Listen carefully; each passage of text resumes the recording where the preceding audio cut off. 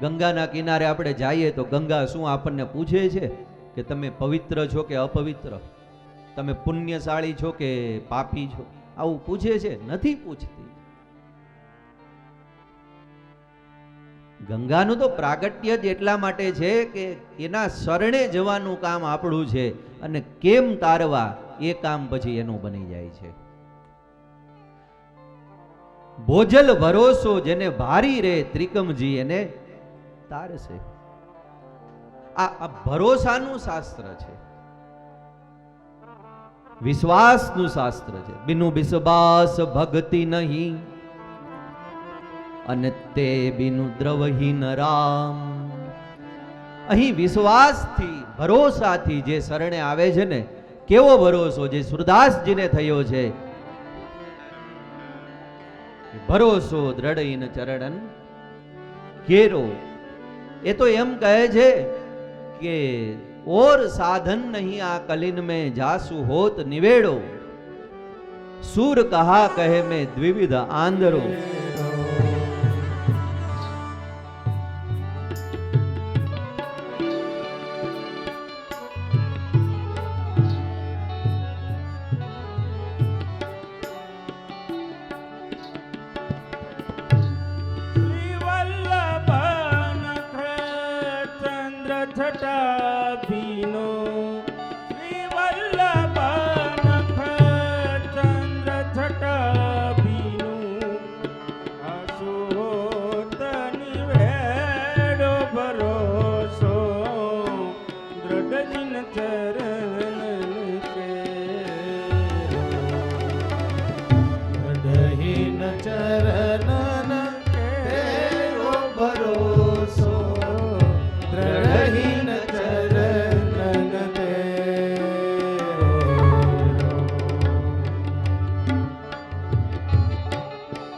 સુરદાસજી આત્મનિવેદન, ભક્તિ, ભરોસા, વિશ્વાસની વાત કરતા કહે છે કે આમ તો સાધન ઘણા બધા છે. વ્રત, જપ, નિયમ, તપ, સ્વાધ્યાય, ક્રતુ, દયા, દમ, દાન, વિશિષ્ટાનામ. આ બધાથી ભક્ત વિભૂષિત થવો જોઈએ, આમાંનું કાંઈક હોવું જોઈએ આપણી પાસે. પણ એણે એમ કહી દીધું કે મારે તો ભરોસો એક જ છે. કયો ભરોસો? કે જેહી બાંધ્યો સોઈ મોહી છોરે. જેણે મને બાંધ્યો છે ને એ મને છોડે. એટલે કહે છે કે સાધન ઓર સાધન ઓર નૈયા કલી મેં દાસુ હોત નિવેડો. સાધન ઓર નૈયા કલી હોત નિવેડો.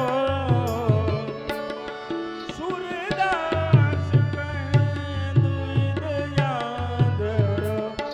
સુરદાસ કહે દ્વિધ યાદરો. તેના મોલક થેલો ભરોસો, દ્રઢ ચરણન તેરો. ચરણન કેરો ભરોસો, ચરણન કેરો. નિસાધન જીવોનું પરમ સાધન કલિકાલમાં કોઈ હોય ને તો એ શ્રીમદ ભાગવત મહાપુરાણ છે. નતર તો સાધન સંપન્નતા વિના જીવનની યાત્રા ન થાય તો અધ્યાત્મ યાત્રા તો કેમ થાય? પણ નિસાધન જેટલા જેટલા બને છે અને ભાગવત રૂપી સાધનના શરણે જે આવે છે ને, પછી જેમ કથા ગંગા પૂછતી નથી કે તમે પવિત્ર છો કે અપવિત્ર, બરાબર એવી જ રીતે ભાગવત આપણને પૂછતું નથી કે તમે ભજન કર્યું છે કે નહીં. કારણ કે ભાગવત સંમત વાત છે. આવો 6ઠ્ઠા સ્કંદમાં આગળ આવશે અજામિલનું ચરિત્ર. અજામિલાદિ દોષાણામ નાશકોનું ભવસ્થિતા, જ્ઞાપિતા કૃષ્ણ મહાત્મ્ય, કૃષ્ણ એવ ગતિર્મમા.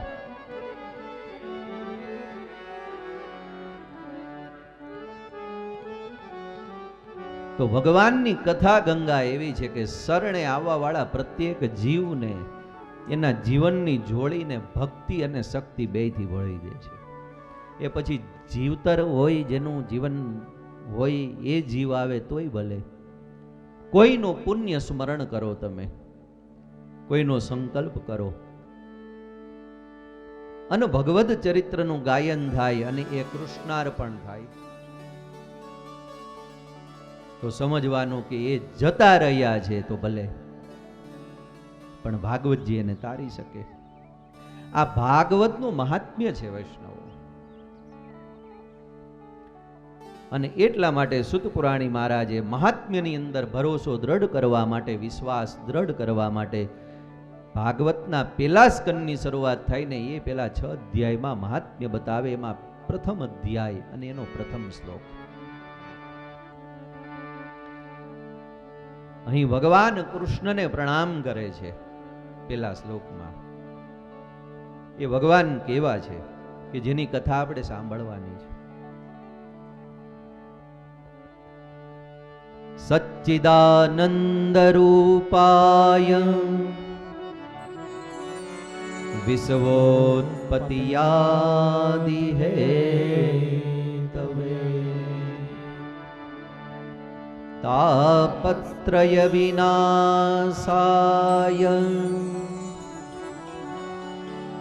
શ્રી કૃષ્ણાય વયમ નમઃ. જે કૃષ્ણની કથા સુત પુરાણી મહારાજ સોનકાદિક ઋષિ મુનિઓને સંભળાવે છે, સુખદેવજી જે પરીક્ષિતને સંભળાવે ને આપણે જે સાંભળવા માટે જઈ રહ્યા છીએ, એ ભગવાન કૃષ્ણને અહીં મહાત્મ્યના પ્રારંભે પેલા શ્લોકમાં પ્રણામ કરે છે. કેવા ભગવાન કૃષ્ણ? 3 વસ્તુ બતાવી. ભગવાનનું સ્વરૂપ બતાવ્યું, સામર્થ્ય બતાવ્યું અને ભગવાનનો સ્વભાવ બતાવ્યો આ શ્લોકની અંદર. હવે આ 3 વસ્તુ એવી છે, સામાન્ય રીતે જ્યારે કોઈ દીકરીનું કન્યાદાન કરવું હોય ને, કોઈ પુરુષની સાથે,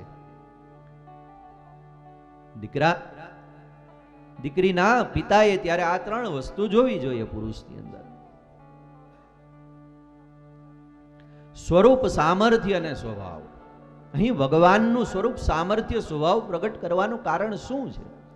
શ્રીધર સ્વામી શ્રીધરી ટીકાની અંદર ખૂબ સુંદર અર્થ બતાવે છે કે ભાગવત એટલે ભગવાનની સાથેનું જીવનું આધ્યાત્મિક લગ્ન.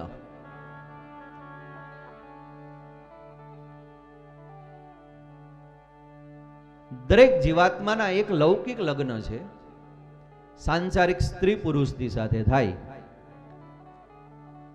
પણ જીવન ત્યાં ઇતિ સિદ્ધમ નથી થઈ જતું. એનાથી એક બીજું આધ્યાત્મિક લગ્ન છે કે જેની મારીને તમારી જન્મો જન્મની જે યાત્રા છે. ભગવાન યોગેશ્વર કૃષ્ણ જે ગીતાની અંદર કહે છે કે બહુની મેં વ્યતીતાની જન્માની તવ અર્જુન. તને ખબર નથી અર્જુન, પાર્થ, કે તારા કેટલા જન્મ ગયા, અને હું યોગેશ્વર કૃષ્ણ જાણું છું આને. તો એ જન્મ જન્માંતરની જે યાત્રા છે, તો એની અંદર જીવે કોનું વરણ કરવું, કોની સાથે એનો નિત્ય સંબંધ બાંધવો, તો કહે છે કે ભગવાનની સાથે. અને એ ભગવાનનું ત્યારે સ્વરૂપ જાણવું જોઈએ, એનો સ્વભાવ જાણવો જોઈએ અને એનું સામર્થ્ય જાણવું જોઈએ.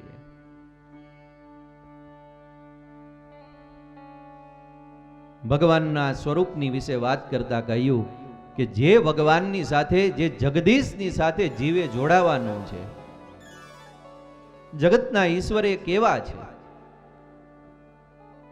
તો કહે છે કે 3 વસ્તુ ભગવાનની અંદર છે. એક સત્ય છે, જ્ઞાન છે અને આનંદ છે. આ 3થી ભગવાનનું જે સ્વરૂપ નિર્માણ પામે છે ને, એ ભાગવતનું તાત્વિક સ્વરૂપ છે.